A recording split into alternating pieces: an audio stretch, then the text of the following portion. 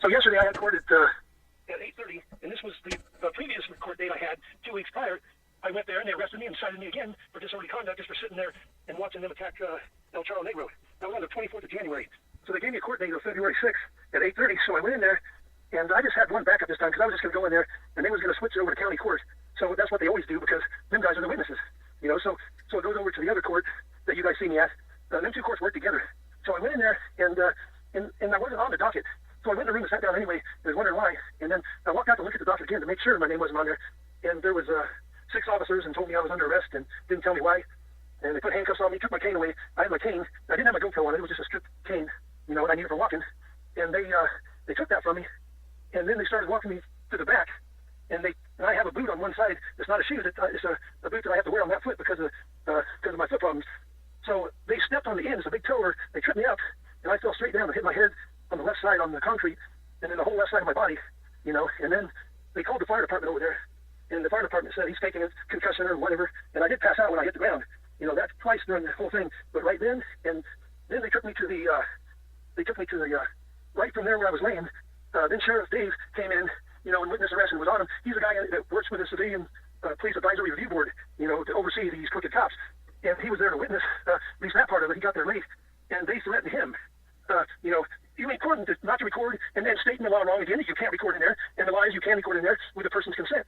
And he had my consent, of course, and all the rest of the people there were officers. You don't need consent from police officers, even though they're saying you do now. So anyway, so they threatened him with arrest and do the same thing to me, you know, to him. And they picked me up to get me out of that hallway where the public can see me, and then took me into the back and threw me into the back of a squad car, just a regular squad car with a bench seat, and crammed me in there, you know, handcuffed on the back on my belly, you know, and then drove me to the jail. And a torturous ride, lost feeling in all my legs. And when they got me to the jail, they took me out and threw me to the ground. And then they basically brought out a chair, some type of chair where they strapped me into it. And it was a little chair, so they had a hard time getting me into it. And once they got me into it, they strapped 2 straps on each arm, my legs strapped in. I was all the way strapped down where I couldn't move. And then they took my head and shoved my chin all the way down to my chest with all the pressure until I stopped breathing for about 60 seconds, I'm sorry. 60 seconds, and then I passed out. And then when I came up, you know, I was in this room with a bag over my head, and they kept me there for 2 hours. But when they initially did that, you know, I didn't have nothing to eat that day, but I let loose all liquid functions, you know, and I did piss myself in that chair when they knocked me out. So when I came back, I had that problem, and then they tortured me for another 2 hours in that chair, you know, telling me to comply, you know, and then after that, 2.5, 3 hours, then they dressed me up in their the white pants. I kept my shirt, but then they threw me back in the room. You know, in that room, had a toilet with puke all over it. That's the nastiest place I've ever been in. You know, and the benches are about 3.5 foot long, so you can't lay on it.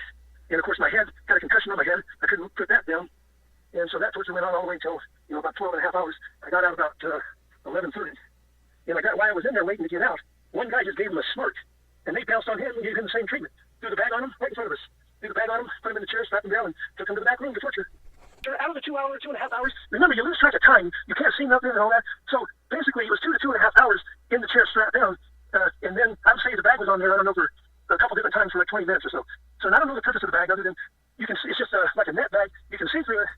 So I guess it's so you don't spit on them and bite them, I guess. I just don't know what it's for. But I never gave them any reason to do that, you know, other than I couldn't use my legs. And then they went straight to violence and extreme torture. And the officer, Brian Williams, you know, but he's the one that took me.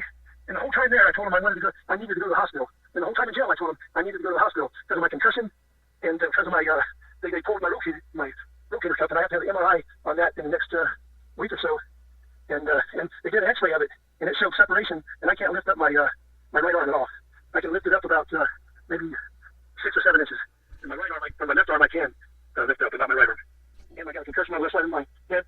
And when they push my neck down to my solar plex, my whole chest is raw, and my solar plex hurts real bad because they pushed down so hard with my chin against my chest that it cut off all circulation, and there was extreme stress on that. And I never felt that before, you know, in my life. You know, that was I don't know if it's some torture method that they use now, but they did it. And then they was making fun of me that I urinated on myself and told me we got it all on body camera. And they started talking about it. He said, give them a good laugh.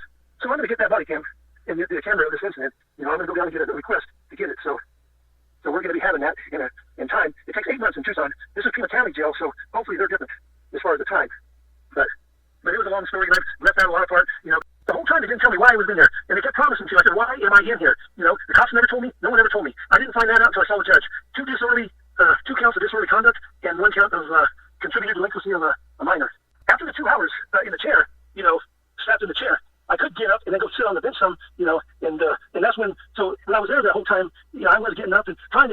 got my legs back, you know. So I can only, my right leg still, I can only take baby steps because of that toe problem in that shoe. And they took all my shoes away, you know. And they put all my pants and that in a red bag, and they wouldn't give that to me until I couldn't open until I got outside because, you know, it was a contaminated bag because of what they did, you know.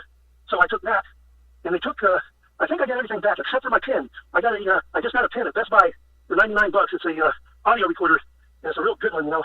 And I had that in a pocket shirt inside another shirt. So they found that when I was strapped down in the chair and took that off, and they didn't give that back to me. They gave everything else back to me. So the only thing that has on it, I believe, is Vernon's deposition. Vernon's hearing against the injunction against harassment with Christopher Hill and Christopher Avery, the city attorney. So that's the only thing that was on that I believe, that they got. So, and it doesn't have no coding or no code to put in. You just hit the button and you can hear what's on there. I just got out at midnight and then put the ice on it all night. I couldn't sleep all last night. And then I went to the VA in the morning and was there for several hours and just had to, you know, missing a whole day. Just had to get back and, you know, do everything I had to do, you know. But I was so bad with a headache, I had to head back straight home. Yeah. So I spent an unproductive day other than just a couple little things. And then the main part about this is that they're the cause of my PTSD from the beginning in 1993, and April 15th. It all stems from that, you know, and they started it back then. But back then I had an advantage because they followed me around for 2 years, you know. So I played the game on them because I was in the Air Force and I had a top secret clearance. I went to all these bases that they couldn't go to. So I spent a lot of time volunteering for different jobs just to get away from these criminals while I was going through the lawsuit back then, you know. And they was putting, I gave my cars to other people to drive, and they was getting pulled over and harassed and saying, "Where's Mark?" And they tried to find me the whole time because once they get you on that list, they try to make a criminal out of you. You know, when you saw them commit a crime like I did back in '93, then they got to make you a criminal, and that's what they tried to do for them 2 solid years, you know, back then. So I know their MO. You know, I know it good. I know how they drag you through the court system. Yep. They use a city court first, and they use a county court, and it's just a big old rigged kangaroo court. And all buddy behind the scenes shaking hands and saying, "Yeah, let's screw these guys." The judge getting 5 figures, Christopher Hill's getting more than that, you know, and them guys at the top of that food chain, they get a lot of money. That's, you know, just they went to extreme torture, you know, and it reminded me of like the, you know, what they do to the Taliban and putting the bag on and the waterboarding. When you take somebody's breath away, it's like waterboarding. You can't breathe. I started out saying, you know, I can't breathe, and it went down to just, and then I passed out.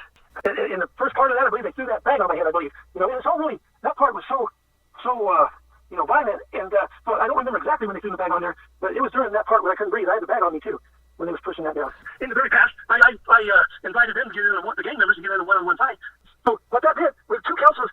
So the police officer on the 24th of January that arrested, there was a bunch of them, but he was one of them that arrested Slinky and El Charo, and they arrested me, but they let me go. And then I went to that restaurant, and I was going to meet Dave, and then one of my workers was there, and we just got something to eat at the Sausage Deli, it's a sandwich place, and that cop walked in.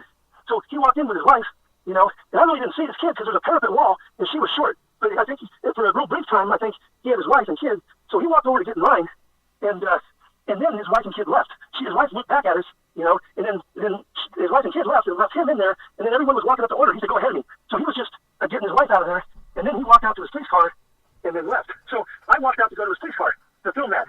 So just to film his police car, because I already got his name and badge number, and he wouldn't give me his department issue ID. So I went out there to film the number on the police car, which is totally legal.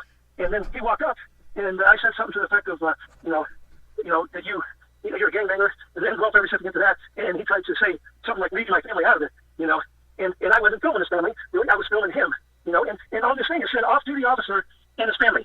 That was a big lie. He was in his cop car, and he was on duty. You know, he might have been at his lunch break, or just sneaking in a lunch break or whatever, but he was not off duty. And that's what the judge told me. You harass the family of an off-duty officer, and now I can't go back to this hospital.